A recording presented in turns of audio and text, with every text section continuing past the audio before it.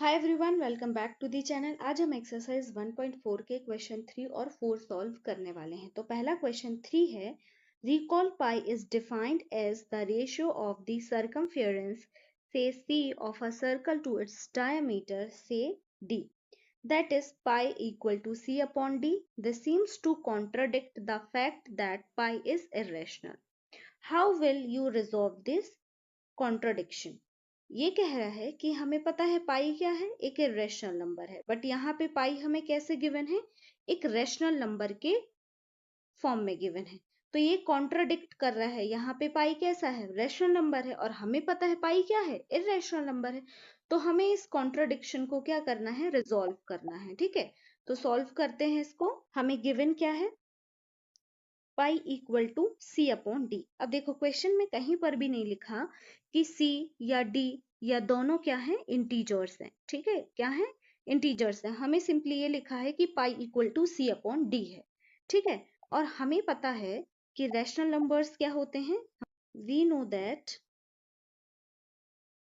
Rational number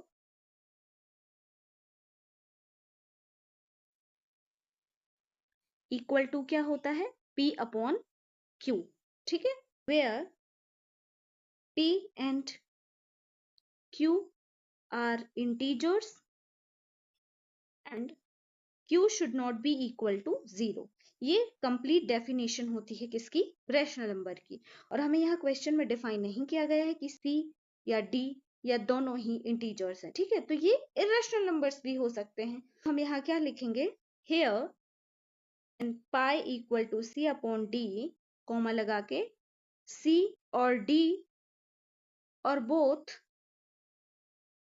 are irrational number, hence pi will be irrational number।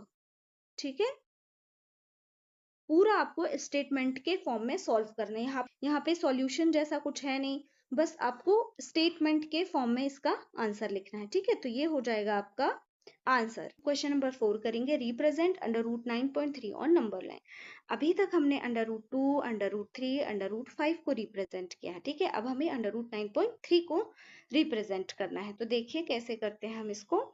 सबसे पहले हम क्या लेंगे, 9.3 की एक नंबर लाइन ले लेंगे। ठीक है, 9.3 सेंटीमीटर की। ठीक है, अपने स्केल से मेजर करके आपको 9.3 की एक नंबर लाइन ले लेनी है। उसके बाद आपको 1 सेंटीमीटर इसको क्या करना है, एक्सटेंड करना है। ठीक है, 1 सेंटीमीटर। अब हम इन पॉइंट्स की नेमिंग कर देते हैं, ए, बी और सी। अब आपको पेंसिल और राउंडर की हेल्प से ए और सी का जो डिस्टेंस है उसके हाफ से थोड़ा ज्यादा राउंडर और पेंसिल की क्या कर रखनी है, आपको डिस्टेंस रखनी है। ठीक है, हाफ से थोड़ा ज्यादा यहाँ राउंडर रखना है, यहाँ पेंसिल, इतना ज्यादा आपको डिस्टेंस मेजर करना है।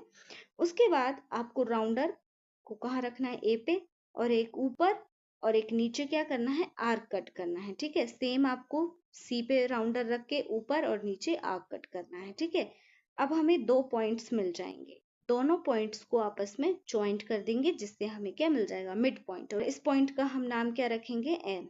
ठीक है, उसके बाद अब आपको राउंडर और पेंसिल की बीच की डिस्टेंस कितनी रखनी है, जितनी ए और एन की है। फिर राउंडर को आप किस पे रखेंगे, एन पे रखेंगे, और एक सेमी सर्कल ड्रॉ करेंगे। ठीक है, आप एक सेमी सर्कल ड्रॉ करेंगे। उसके बाद एक छोटा सेमी सर्कल पॉइंट बी पे भी हमें ड्रॉ करना है। ठीक है, फिर राउंडर और पेंसिल की हेल्प से ही आपको यहाँ पर भी एक 90 डिग्री का एंगल बनाना है। ठीक है, तो हम सबसे पहले राउंडर को यहाँ रखेंगे, एक आर्क कट करेंगे, फिर राउंडर को यहाँ रखेंगे, एक आर्क यहाँ कट करेंगे, फिर राउंडर को यहाँ रख के एक आर्क ऊपर, फिर राउंडर को यहाँ रख के एक आर्क और ऊपर। ठीक है, ये हमें फिर से एक पॉइंट मिल गया, पॉइंट बी, और इस पॉइंट को हमें ज्वाइंट करना है। ठीक है, तो इस तरीके से हमें दूसरा पॉइंट मिल जाएगा जो सेमी सर्कल को कट कर रहा होगा। ठीक है, और हमें यही पॉइंट चाहिए था, तो ये क्या हो जाएगा, पी। इस पॉइंट का हम नाम क्या कर देंगे, पी।